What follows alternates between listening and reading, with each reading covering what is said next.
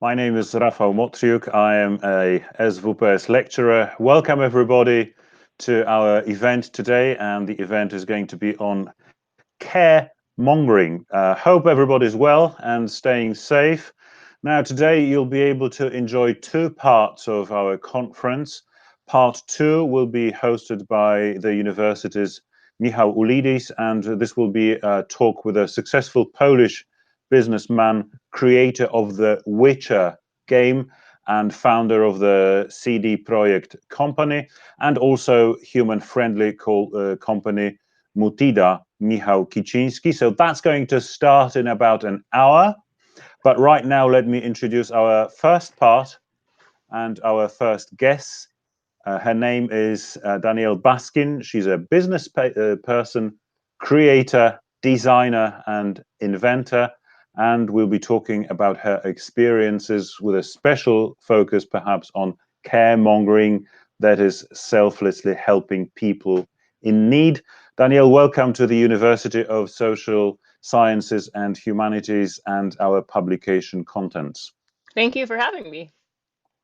Now, just a quick word for the audience. You will be able to ask questions. The only thing you need to do is to type in your question in comments on the Facebook page, and then I'll receive them later and I'll be able to pass the questions on to Danielle. Danielle, just a quick one for you. Most of us are not native speakers, so and some of us, and that includes myself, are not very, arty people. So you might want to keep things simple and straightforward for us. But there's one thing that unites us all. We are all very, very much delighted to have you. Thank you for your time, and thank you for being with us. Now, just clue you in, please, first. Whereabouts are you and what time is it? Oh, I'm currently in San Francisco in California, and it is 3 a.m. So are you a morning? Up this late. So are you a morning person and you just got up, or are you a night person and you never went to bed? I wish I was a morning person. No, I just stay up all night. I'm a night owl. Okay, fair enough. Yeah. Are you staying? I see. Are you staying safe, COVID-free? I am safe, and I am safe here. Yeah. Good. So let me start by asking about a little bit of your background. It seems like you are just one person juggling a lot of businesses, a lot of projects at the same time. So what is it exactly that you do? Yeah, I create ideas. Sometimes they're art projects, sometimes they're businesses, sometimes it's art that becomes a business, and then I run that business. I think in the last maybe 7 years, I've started 20 different companies. Some are very small, some are bigger. But now I work full-time on Dialup, this voice chat app, and then have a bunch of side businesses. How are you juggling them all? I mean, I used to do everything alone. Now I work with other people. So all right. Yeah, I used to do everything from like every single detail, but now I work with a friend on Dialup, so it's the two of us. And for other projects, I have a team of assistants. Not right now because we can't be in person. But for more physical products, I have, someone, helping with customer support, and, someone else. But this was a slow process to learn how to not just do everything myself. Since you're mentioning it, let me just start with your physical products. I did have a look at your website, and one thing that caught my eye was your brilliant helmet. Oh, yeah. I'm a biker myself, but my helmet is like really boring, right? Just the usual yellow neon bright helmet. It's very safe, I guess, because people can see it from a distance, but it's not particularly appealing design-wise. So let me show the audience one of yours. So what I'm going to do is I'm going to share the screen for a bit, and just to show my favorite, which is a helmet that imitates a human Yes. bald head.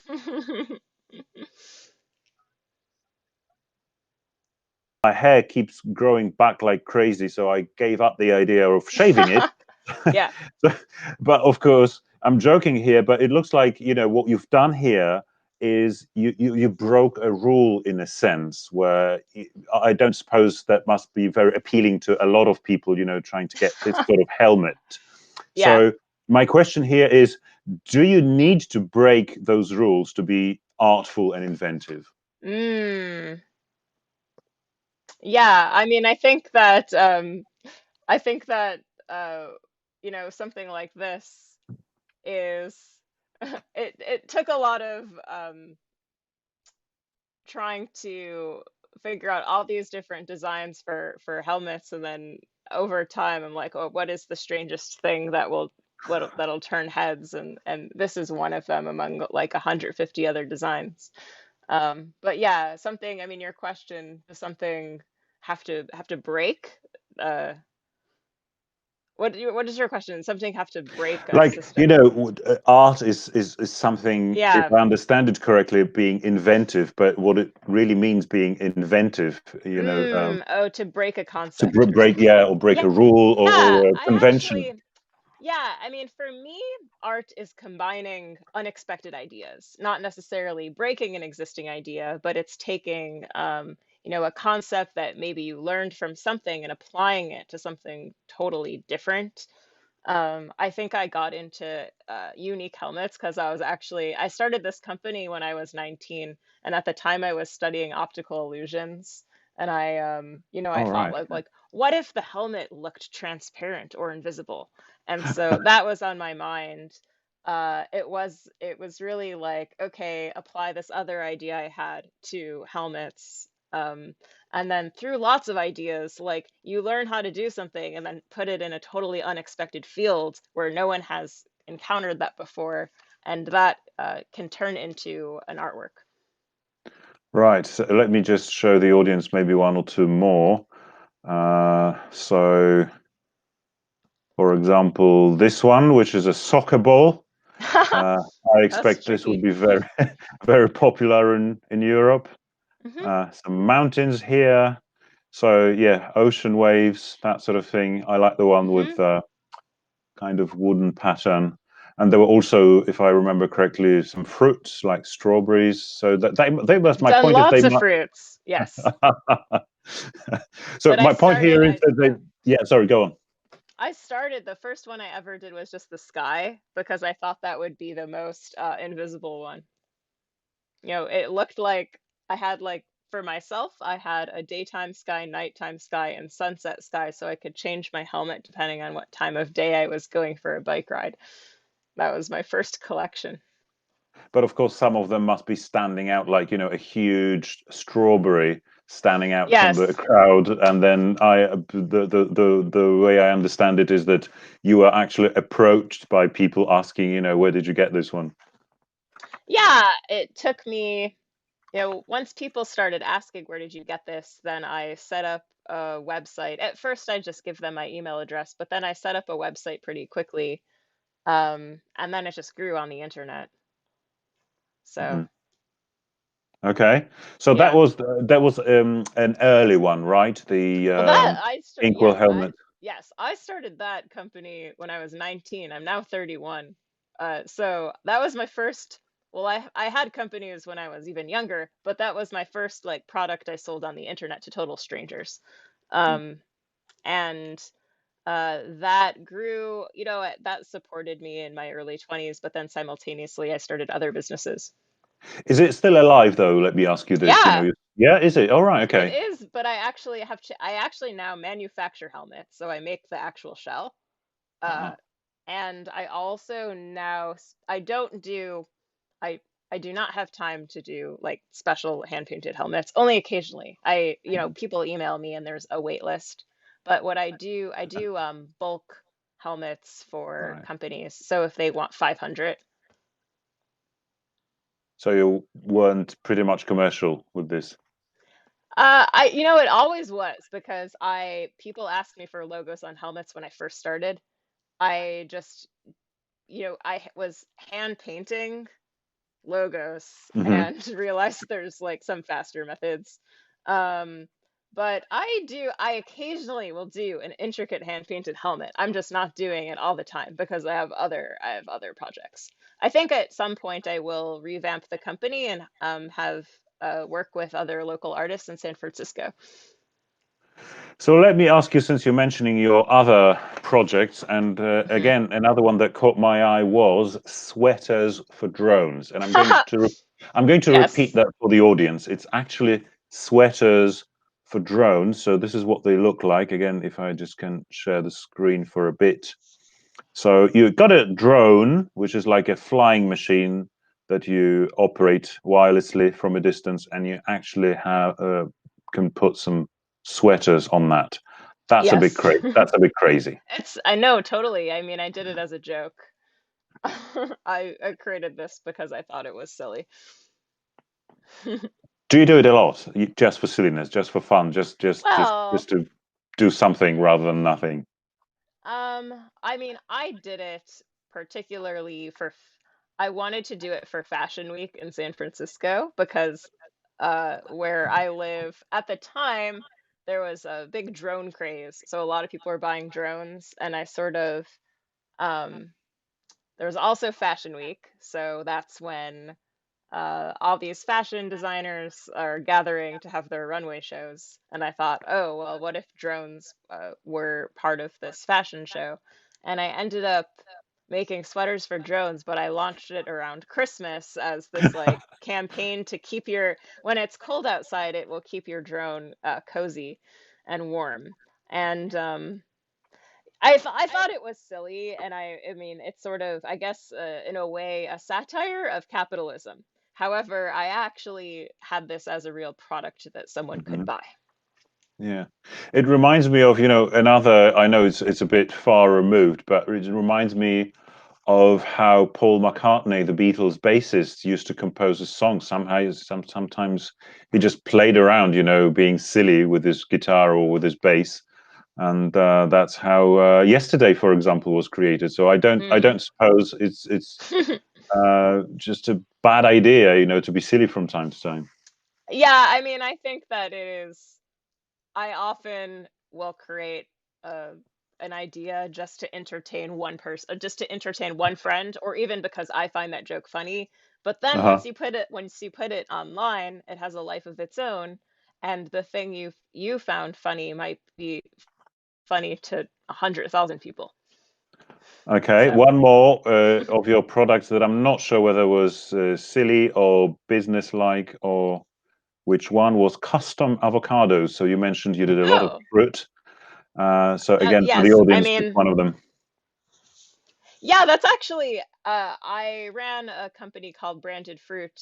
Well, it started as just avocados, and then I turned it into all fruit. So, you could get a logo on oranges and like bananas or even potatoes. I do vegetables, pineapples. That's actually like I did this as a joke, but it is actually a pretty big business, like events, conferences, and internal events. Um, like in the first year, I did 25,000 pieces of fruit. So it was not, it seems silly, but a lot of people are looking for sustainable novelty swag that is not plastic. So, right now I'm no more fruit because there's no conferences. And I mean, I was doing it for conferences in this country and they are all canceled. So I had to Mm. basically, um, pause the fruit business within a few days. Uh, But just to give you a little bit of local background, mhm. earlier this year, I'm pretty sure it was the 14th of February, I bought some hugely overpriced apples. And then Mhm. I realized that the reason why they are so overpriced was that they actually said on the skin, "I love you." Oh, really? And it must have been the 14th Oh, of February, and I just had bought them without yes. realizing what they were. You got So, special Valentine's Day apples. absolutely. It was slightly faded, right? Yeah. Mhm. Yeah, they actually, yeah, they grow it that way. Oh, really? I thought you For kind of laser burn them somehow.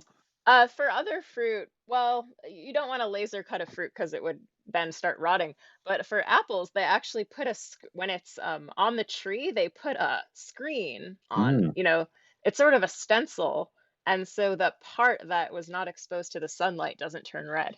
So, right, right. Okay, mhm. cool. You also collaborated with NASA, so that's a dead serious um, sounding project anyway. I did. Well, I didn't. They purchased an optical illusion of a cloud from me.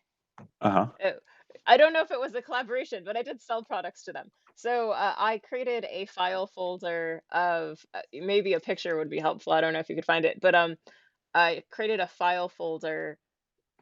So it's planes of plexiglass, and then Mhm. it looks like there's a cloud floating, and then you can store things in it. And so it's like cloud storage. I did this in 2014 when cloud storage was more of a funny term.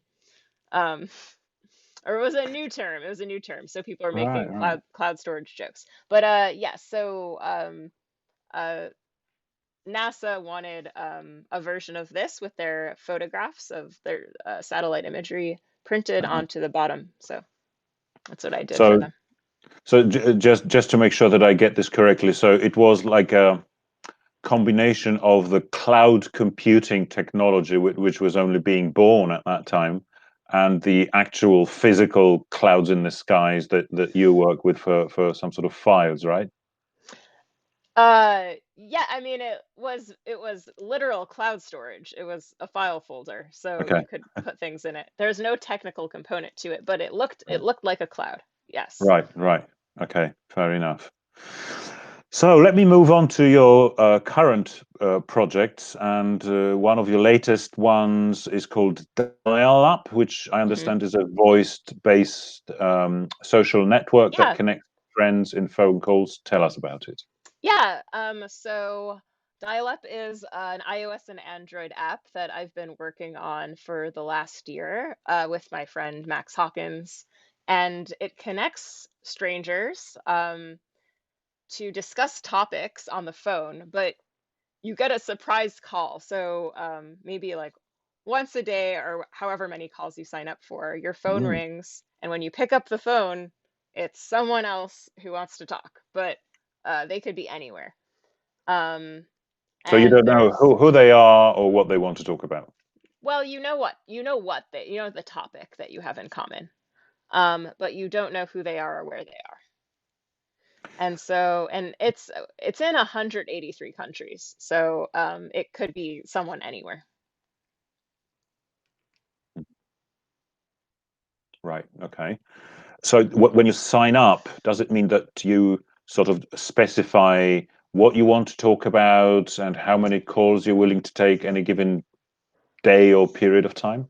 Um, Soon we'll allow way more topics and specifications. Right now it's very limited because we have to Mhm. make sure there's enough people. So there's only 20 topics, and there's just a few call times. And you can get like a specific daily random call, or you can get a weekly call. Mhm. But you can't be that precise with time windows yet. Eventually. Could you give me an example of the topic? Yeah, so if you want to discuss what book you're reading with someone, Mm, that's Sundays. It's typically Sunday evenings. okay. And we have different depending on what time zone you're in, you can choose different times that work for you. But we also have a call. This is actually happening um tonight, which is I feels like tomorrow for me, but there's a call on the night of the full moon, All right. which is tonight for you. So we call everyone who has subscribed to the full moon topic, and it tells them to go outside and look at the moon. And when they look at the moon, they match with another person. Uh-huh. But yeah, there's other like recipes and podcasts, projects you're working on. And then we have a topic to discuss being in lockdown. All right. Um, Yeah. Hmm. and that's the most popular one. Mm. What are people saying? Do you know? What are people saying on these calls? Yes. Oh, well, I've picked up like I've probably talked to maybe 60 people on it, but people tell us stories all the time. Mhm. I think what's pretty interesting about like the specific line called quarantine chat is that people are meeting someone who they would never normally meet Right. because they have no friends in common. They're not in the same worlds. They're not even in the same city or same country. And they're discovering that they have a lot of like random coincidences, things in common, or a lot to talk about. And it's also just super exciting to hear just a first person account of what's happening in the life of someone else that you wouldn't read about in the news. I think like um, yeah, we're responsible for all these friendships happening on the phone. That's like the story that we get emailed to us is like, people will talk for 2 hours. They never met each other before, and then suddenly they'll be on the phone for 2 hours and they become phone friends. So, I had thought about this, I must tell you, because when some governments, I think including the one in Poland, when mhm. they decided to lift some restrictions, they said you are now allowed to visit your closest family members. And Mhm. then I thought, hang on a minute, what if I have got nothing to do with my own sister and Yeah. I'm dying to meet a friend? I'd rather trade this kind of meeting. I know I'm being kind of brutal here, but I guess it's the Yeah. reality for some people. So I'd much rather meet someone else than a given member Sure. of my family just because that's the government regulation, right? Yeah, that's true too. I do hear I guess public health announcements saying like, well, for like make sure for your mental health Mhm. you're continuing to talk to close friends and family, right? But that assumes that you have close friends, and it also assumes that like that might not be enough for your mental health. You might need these conversations with people you don't know. I mean, Mhm. it keeps your mind more active and sharp, and it's interesting to have to talk to someone you've never spoken to before. And so I think we are used to talking to strangers normally. We're not when we're out in the world, if we're at the grocery store or you talk to your neighbor, but everyone being everyone being stuck inside right now, it Mhm. is difficult to meet new people. But it's kind of, I mean, even before lockdown, it's also I think some people on our app really love it because they get to meet people that don't live in the same city as them. It's a great social exercise at the same time, I would say, Hmm. because you say like you talk to neighbors and you're used to talking to strangers. Uh, Hmm. if I can give just a little bit of what I think would be a relevant background in this part of the world, we are a little more reserved than New Yeah. Yorkers or Californians, so we are Hmm. not that open to strangers. I actually had an exercise with my students earlier this semester where I sent out people to out to street and I said, "Your task is to talk to strangers in English. Just ask them, Oh, the huh. name, who they are, what they do." And there were quite a number of very different reactions. So some people were openly hostile. Why are you approaching me? So my point is that if your app is pretty much global, then Hmm. it fosters this kind of open relationships, if you like, or contacts at least. Yeah, I also think that it's pretty low pressure to start the conversation Mm, because the app called you and you both decided to pick up. You're not interrupting anyone. It's like a yeah, little more awkward to approach someone on the street because they might be too busy to talk to you. But right. you know when you've picked up the phone that that person decided they wanted to talk to you. So it's a lot easier to start a conversation. But I think that if you spend a lot of time on this app and get used to just talking to people and realize, oh, it's a lot easy once you ask someone a question, then once you are out in the world, you learn more social skills for sure. Okay, so is that what you call the quarantine chat? Well, quarantine chat, we started specifically for people that are stuck inside, which is pretty much now the whole world. So it's not even relevant. I think, like quarantine chat is people are talking about the pandemic regardless of what specific topic they signed up for. What quarantine chat on our app means now specifically is you get a daily you get a daily random call, and there's a question that you're asked at the beginning before you're connected to another person. You hear a question, and it usually, relates to being in quarantine or Mm-hmm. being stuck inside, or it asks you, an example question is, describe what you see outside your window. Another question is, are there any silver linings, or is there anything positive that's happening in your life because of this? And Is there for you? oh, is there anything positive in my life happening because I'm stuck inside? Yes. Yeah, in many ways, you know, typically I have a very busy life. I jam pack a lot of events and activities into my life. I think right now I have, just so much more time to work on Mm-hmm. what I find meaningful to work on.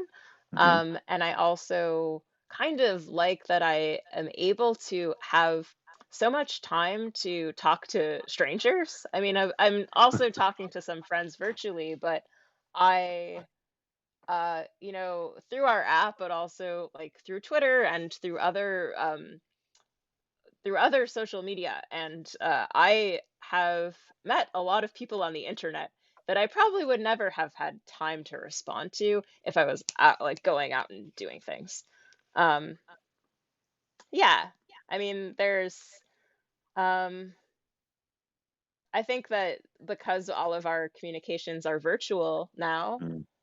it is kind of blurry whether or not um, you know, are the friends you're meeting on the internet also just your friends if most of your friends you can't see in person? Mm. That line where it's a real life friend versus an internet friend is sort of blurred, I think, right now. It is the 21st century, isn't Yeah. it? Hmm. So that's quarantine chat, and again, uh, try to, if you please, to describe how it works Yeah. between dial-up, quarantine chat, and the caremongering movement. Yeah, I mean, I think it's interesting. I've never heard the term caremongering Mm. before today, which is it's an interesting term. I'm curious how you exactly define it.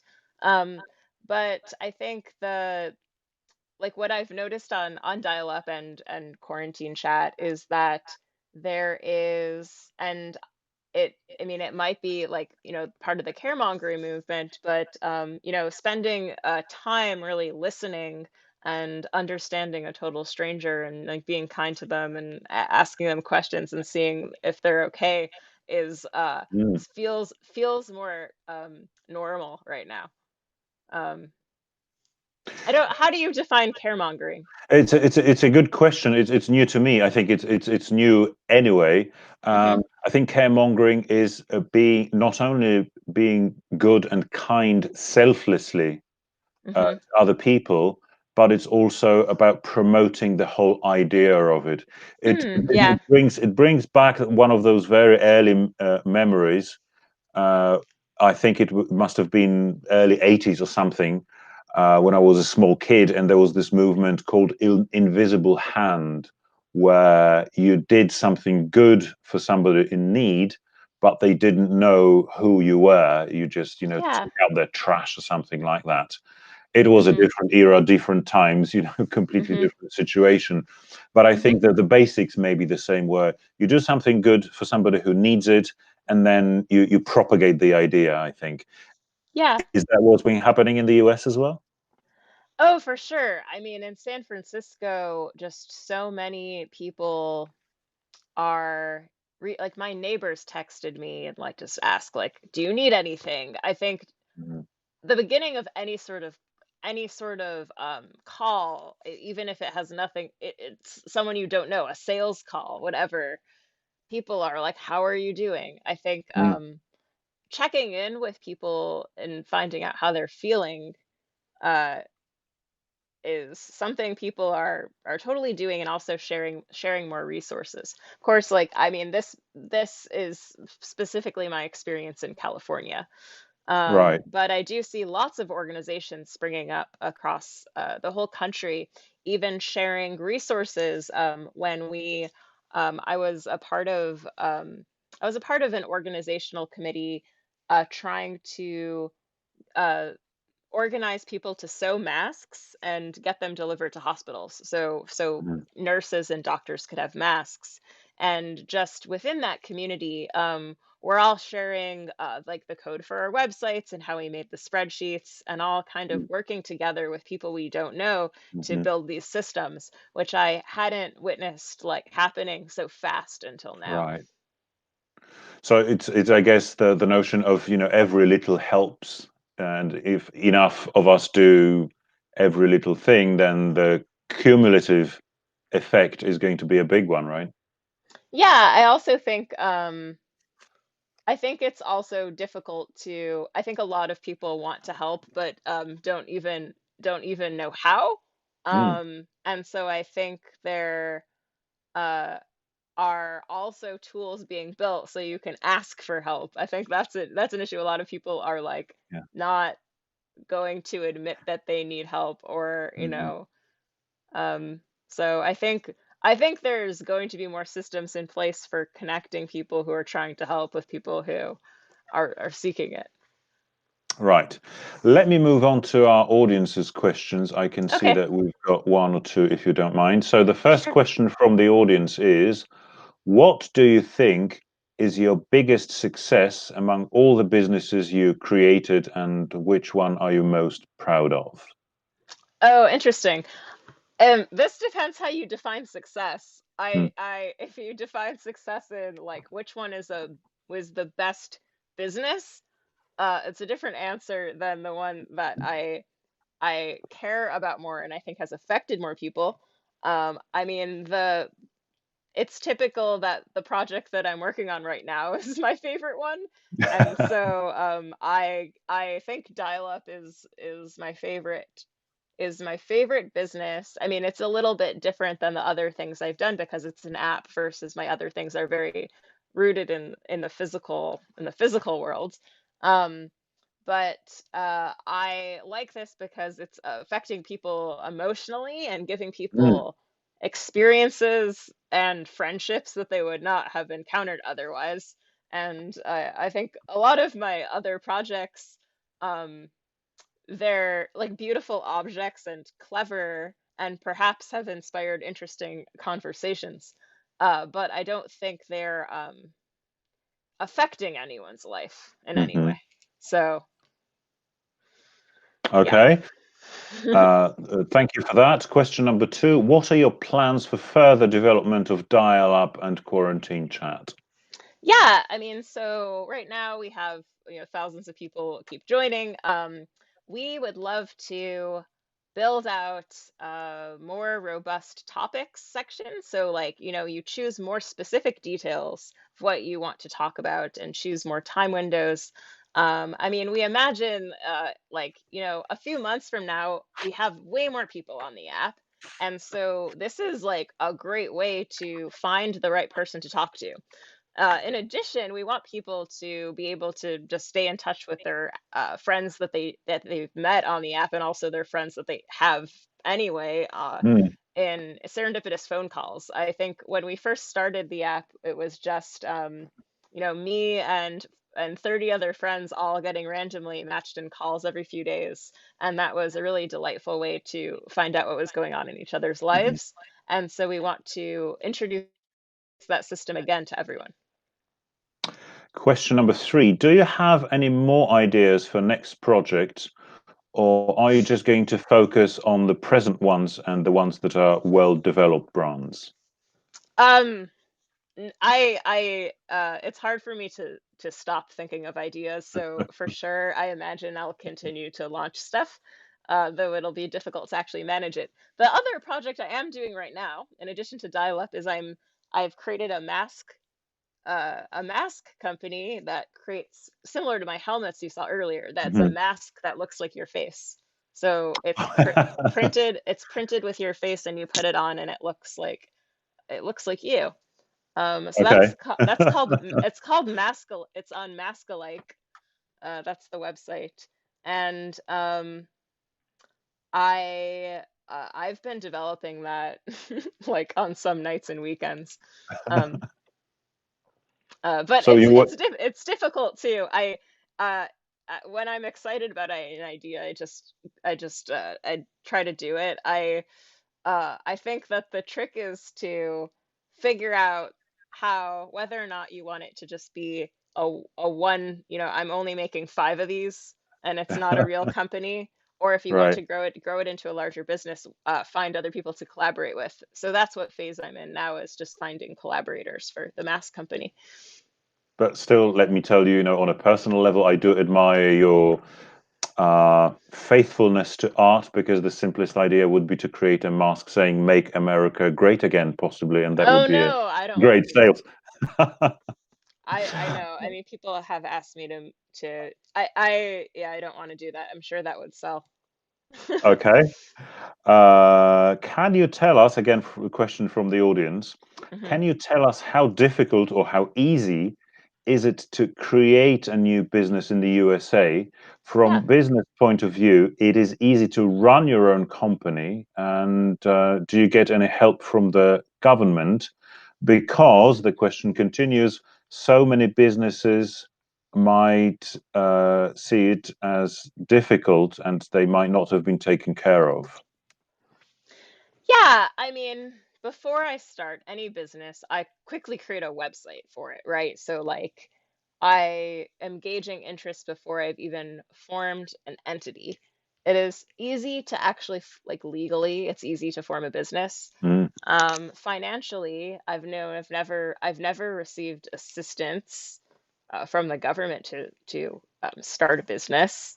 Um, I think that for the most part, I only create ideas that don't require much upfront capital. So, right. um, I think like starting small, seeing what you yourself could do. Uh, how do you create something as minimal as possible to test whether or not it's a good idea, without spending so much time and resources, and then incrementally you invest in it. But it's anyone can throw an idea on the internet. That's free. You can do it anywhere. But it's like turning it into a business and then running it. You do kind of slowly. Uh, Let me continue with the kind of business batch of questions. Okay. I read this piece in New York Times about you and your creations. That was a few Hmm. years back, Hmm. and the piece showed a picture of you working in Manhattan, but now Hmm. you moved to California, in Yes. San Francisco. My question would be, how important is it for you to have a specific place or specific people around you that you can work with, this atmosphere, this Hmm. backdrop against which you work? How important is it? It doesn't matter. I think it's important to live in a place where you connect with the people around you. I think I wasn't committed to living in San Francisco, but when I moved here, I met a lot of friends and I loved the art scene here. And I also wanted the ventilation. That was another reason why I wanted to move to California, is because I have a physical workshop, right? And I'm Okay. painting, and I wanted a place where I could leave my window open, and live in a major city. Of course, there's lots of other options, and I'm not married to one particular city. But I think if you're able to be remote, you could, live in a place where it makes sense financially, but also where like the you know people you like are there. Yeah. I'm just trying to think. It must be at some point business specific. I mean, the way I understand it is that you are able to create a lot of things on Mm, your own or online. Uh, yeah. my kind of art, if you can call it that, I don't dare to. Is I'm in a band and I need Oh, live cool. musicians with live Yeah. instruments around me. So with no physical rehearsals, it would be next to impossible to get Oh, sure. 9 people online and play at the same time. Oh, yeah. And you're dependent on actually having Mm. shows. Yeah.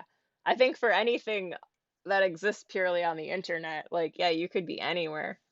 Mm. Um, yeah. Um, our university, it runs what we call the School of Form, which is, the school in this country for industrial design, for example. Um, hmm can you give us some tips as an entrepreneur? Yeah. How can you be an artist and a business person at the same time? Because they say that sometimes they are mutually exclusive. Yeah, I think the most common difficulty that artists face is that they don't feel comfortable charging people for their work. Or they feel like, well, I wanted to make this. Why should this be a business? Um, it is difficult. It is difficult.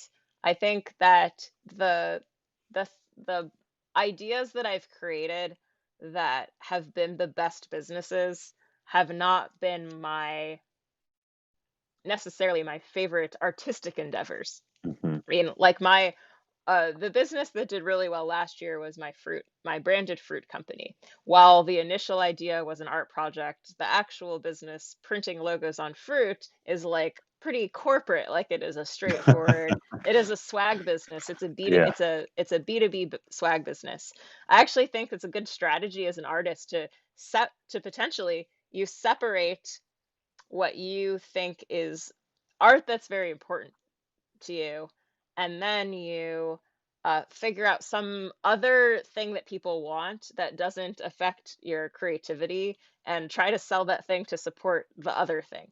Simultaneously, I think that both ideas could be merged. It's just very difficult to find that intersection of what people want from you and what you want to create in the world. So again, the kind of comparison that I'm reminded of, and tell me if I'm correct here, is like, again, sometimes musicians, professional musicians, they need to play, gigs, jobs, like wedding parties where you just Yeah. play hit songs to be able to earn money, to be able then to support with this money what they really want to do, like, I don't know, jazz improvisation. So it's not, my point is, Yeah. maybe it's not a bad thing that you kind of sell yourself and then just charge people for whatever you do. It's well, that's totally common to do, to juggle other jobs. And a recommendation I have, if you're a very creative person, is to find other jobs that don't demand all of your creativity, because you want to save that for like the things that you do care about. Um, there are, for sure, it's more difficult to find, Mm. and we are trying to, like, dial up, uh, an app that I care deeply about is also business. Um, I think that it is possible to merge your creativity with selling something, but until you figure it out, totally fine to separate what you do for work and what you do for art.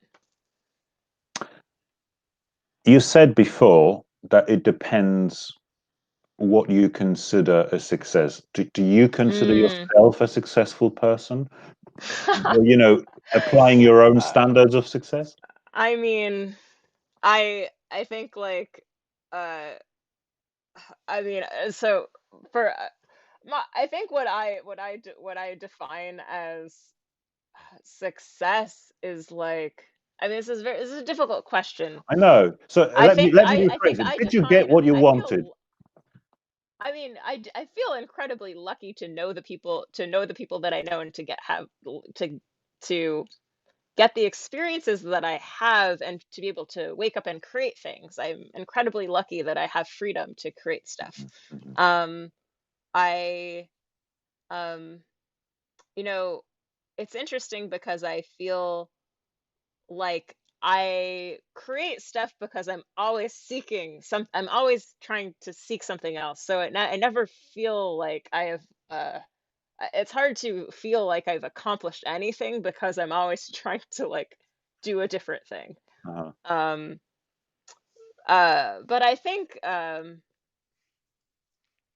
friend once told me that success is defined in dollars, or not in dollars, but in in dinners. Like, who do you know that would just Yeah. make you dinner or invite you over for dinner?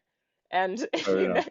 I think like there's it's difficult to and also like of course you can't really, you know, you can't necessarily have a successful if you define success by having a successful business. um you do need like a whole a social network to support you in doing that business too, and to find employees. And so I think like success is sort of um very much entwined to who you know. Hmm. What is it about success then?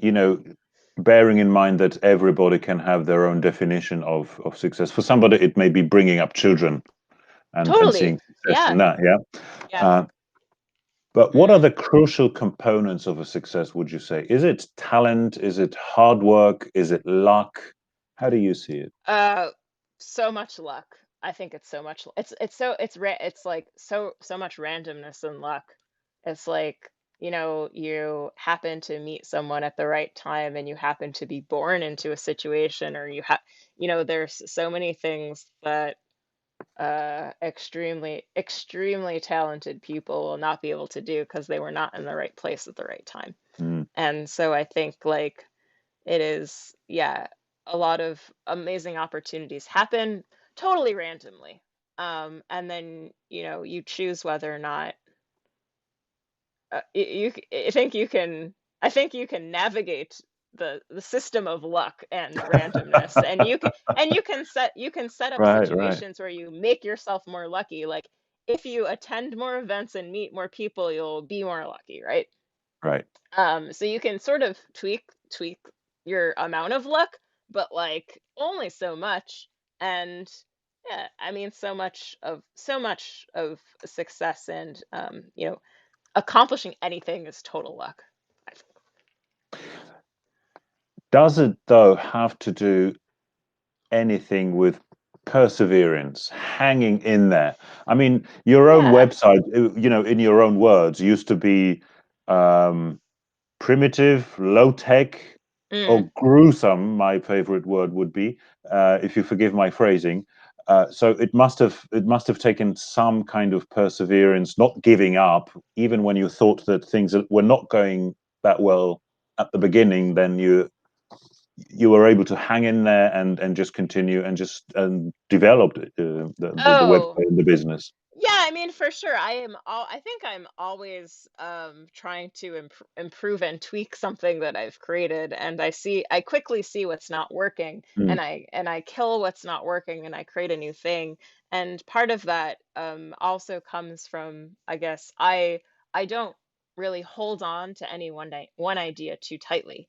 I sort of in a way I don't care. I kind of don't care what happens with a lot of the things that I put into the world, because I know I uh-huh. have a lot of ideas. Right, And so because of that, I don't mind if something doesn't work, and I don't right. mind destroying it. I don't mind changing it. And so I think like um it's healthy to create an experiment. If you want to create and experiment, it's healthy to have a relationship with the things you put out into the world Mhm, as mhm. not being too high stakes. Like it is Mm. okay if it fails.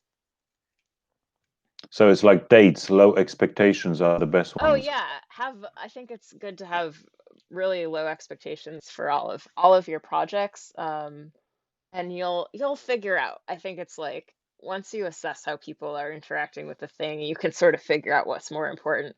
I Everything I launch, I like never know in advance. Like, Mm. oh, I don't know if people will like the thing. It's just a guess, but I'm always like, I don't know. Let's see what happens. And my approach is that of like more of I'm doing research or I'm doing an experiment. I'm not like, I want you to buy this. I want you to participate in this. I'm like, I'm gonna see what happens if I put it out. So by that logic, I guess you're not very much put down by failures, however we define failure. But then if you have low expectations, then if something fails or doesn't go very well, you don't get too bummed. It depends. It depends what I need at that time. I mean, I think like in, different periods of my life, I wanted something to work because I needed to pay rent, and that was the thing I was dependent on, and that not working was pretty awful, right? But I think, yeah, always having like a bunch of backup plans, backup ideas is something that like I've always had, so that I don't get Mm. particularly upset if one thing doesn't work. Danielle, we only have like 10 minutes left and Okay. several questions from the audience. So Okay. just very Okay, briefly, I'll some of be them, faster with if my I may. answers. No, totally. Um, what about money and dial-up? Are you planning to start earning money thanks to it, or just leave it to help others? Um, well, yes, I mean, we plan on charging for aspects of it, but we want to keep it free for a lot of people. So, we're waiting probably a few months before we charge people, but we're not charging uh we're always going to have a free version because we think, yes, people need Mm. this for their mental health and we're happy to provide it. Engineering is difficult, hiring is expensive, and so we do need to charge people. How and where do your ideas come from? And then the second part of the question, I'm not going to read out loud, but it suggests that some people might be using illegal stimulants. Oh wow, no, I mean, I've always just had crazy ideas. I actually, if I I if I were to use any legal stimulants, I wouldn't be that useful, I think. I think that Mm. uh ideas typically come from, just me being amused. Like I am a curious person with a sense of humor that like just wants to, I pursue things that I find funny and interesting. But typically it's a response to something. It's a response to something that I read, or a response to Mhm. something someone told me. A lot of ideas, I think, actually for me, come from conversations. So Right, right. it's not me sitting alone with a notebook. It's Okay. like I'm at a party and I'm talking to people and I say, "What if this?" Because it just flows into the conversation. And then I get home and I'm like, "Oh, actually that was a good idea." And I think surrounding yourself by people that bring out surrounding yourself by people that bring out creative sparks in you, you're more likely to create that thing because you said it out loud, right? Yes, yes, of And course. Yeah, so many of my jokes and ideas I say to be funny in yeah, person, yeah, and then yeah. I go home and I make it. And The so it's like, I mean, yes, this is I'm amused by the person's comment about drugs, but I think a powerful drug is being around other people's minds, and just, the way, if you find people that bring out creative ideas in you, then you're more likely to uh-huh. create them. When it comes to implementation and starting a new business, how does it begin? I mean, do you search for a company to cooperate with, like, for example, producer of helmet shells, or do you start everything on your own, like buying machines and resources? Yeah, I think when I started my helmet company, I needed a supplier, so I looked for suppliers, but then I eventually decided I'm gonna just make, like, I learned about how the helmet supply chain works, and I decided I'm just going to make my own. And I Mm. flew to Shenzhen, China, and went to different Oh, right. factories, and then like designed a custom model. And I sort of just like learn each thing as I go along. But Mm. yeah, totally. You can start out getting things off the shelf, and then you figure out what parts can I do myself, what makes sense. And there's the last question from the audience, and actually it coincides nicely with my own because there's something I wanted to ask you right from the start. What does it say behind you? Oh yeah, okay. It says distance tarot, and I had this in my window because I was doing tarot readings for All people right. through my window. So they call a number, and then because we can't, because we're in lockdown in California, so Yes. you can't talk to each other. So if people are passing on the sidewalk, they can call a number, and then I do a tarot reading, and I can hold up the cards right to the window. So That's distance tarot for you. so Excellent. I have this occasional nights. Yeah. Lovely. Before we wrap up, Danielle, any final thoughts, any tips, any pieces of advice, anything for our audience? Yeah, I mean, you're welcome to contact me if you have any questions. My I can share my email. You could go to daniellebaskin.com and my email is there, but Mhm. I'm actually very curious to know like what like I can't see. It's an unusual conference because I just am staring at a blank screen. I can't see anyone. And so Mm. I'm curious what all of your perspectives are on like creating ideas and businesses and what you're yeah what you got out of this, but I'm always happy to like listen to people's ideas and give Okay. advice, so yeah. So one for the audience, feel free to contact Danielle, and it would be great to have you in person at some point when we are off lockdown, and maybe you'll be able to fly in at some point. I So would you're love most welcome. I would love to go to Poland. I am actually my great grandparents are lived in Poland, so Okay, yeah. excellent. um Okay, yeah. Danielle, thank you very much for being with us. Thank you very much for your time late at night. I think we're going to have a 3-minute break and continue with the second part. So Okay, yes, great. feel free to stay if you want to, but it's going to be in Polish. So Got it, got it. Okay, well, thank you so much for having me. It was great to l- talk to you. lovely having you, and have more great ideas, have more great creations, and hopefully at some point we can get together again. Thank you very That much. sounds great. Okay, bye. Bye bye.